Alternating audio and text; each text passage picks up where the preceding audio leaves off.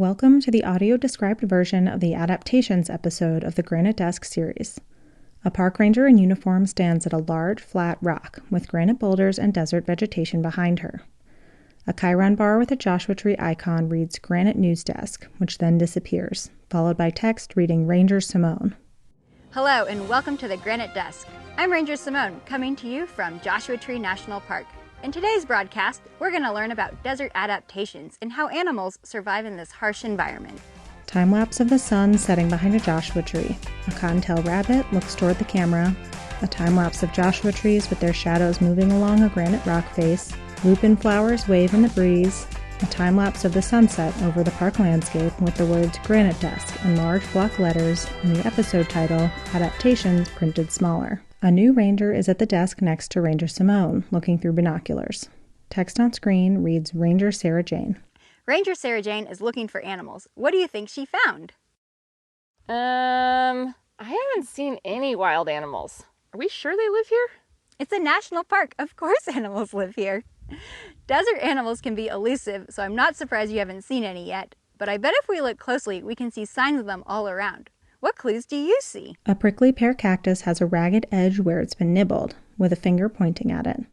Look, here's part of a plant someone's been chewing on. Shot of a small, light-colored animal scat with fur and bones in it. Here's a piece of poop.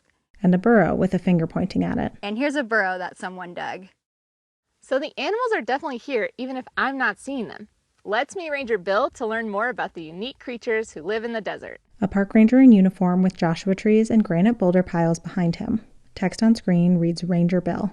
Joshua Tree National Park does in fact have a wide variety of animals. There are 57 species of mammals. Photos of a bighorn sheep on a mountain, a bobcat in a tree, a close-up of a ground squirrel. Animals like the bighorn sheep, bobcats, and ground squirrels. A collared lizard, a gopher snake slithering toward the camera, and a desert tortoise. There are 46 species of reptiles, including lizards, snakes, and the desert tortoise. And we've observed over 250 bird species within the park. Followed by a shot of a California thrasher perching atop a yucca plant, then flying away. However, it's not easy to live here. Animals must cope with hot and dry conditions. In the summertime, it can get up to 115 degrees, and we can go months without receiving any rain. So how the heck do the animals survive here? One strategy is being nocturnal, meaning they're mainly active at night. An owl in the twilight, followed by a photo of a fox napping in the shade and a sunset panorama with coyotes yipping. Or by being crepuscular, which means they're mainly active around sunrise and sunset. Many animals do this to avoid the heat of the day, like foxes, ringtails, and coyotes. This is one reason why Sarah Jane might not be seeing any animals right now. Ranger Bill kneels in front of a large tortoise burrow. Some animals have underground burrows, like this one here, where they can stay cool during the day, kind of like us humans like to hang out in our air-conditioned homes when it gets too hot outside. A ground squirrel scampers around the entrance to its burrow before darting inside. Then a photo of two tortoises near their burrow and a shot of a tortoise walking past the camera. Desert tortoises will spend most of the summertime in their burrows.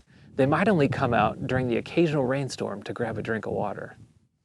Many animals have unique adaptations to help them cope with the tough conditions. They're kind of like their own superpowers. Photo of a jackrabbit showing its large, nearly translucent ears with visible blood vessels. Ranger Bill is still visible in a small inset in the upper left corner. Jackrabbits have very large ears with blood vessels just under their exposed skin.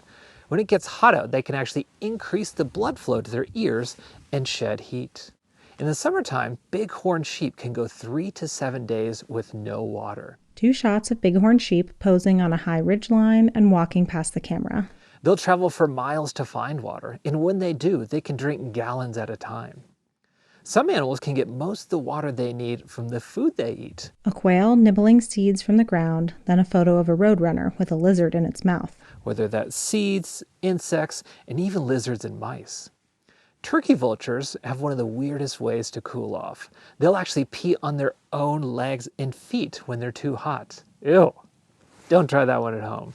So as you can see, desert animals have different ways of surviving, whether it's coming out at night, chilling in their burrows, or using their special adaptations. Geez, and to think in the summertime, I mainly just eat ice cream and run through the sprinklers to stay cool.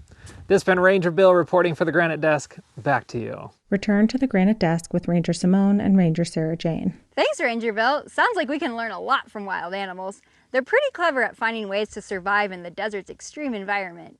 But the climate is changing. Over the past 100 years, Joshua Tree has gotten hotter and experienced more droughts than it has in the past. The ways the animals here cope with these changing conditions can help scientists learn how nature might respond to a hotter, drier future. The animals that live here might need to adapt, change their behavior, or find a new home. Think about the animals where you live. How do they deal with the heat or cold?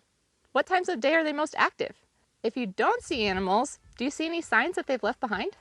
Thanks again for joining us on another Granite Desk adventure. What will we explore next? Text on screen. Video by Perry Sassnet. Additional footage by Christy Rugg, Anna Schwalbe, Glauco Puig Santana, Lewin Law, Serena Simons. Thanks to the Living Desert Zoo and Gardens. Graphics by Alessandra Puig Santana. Joshua Tree National Park acknowledges the Cahuilla, Chemehuevi, Serrano, and Mojave people as the original stewards of the land on which the park now sits. We are grateful to have the opportunity to work with the indigenous people in this place. We pay our respect to the indigenous people past, present, and emerging who have been here since time immemorial. The NPS Arrowhead logo on a black background.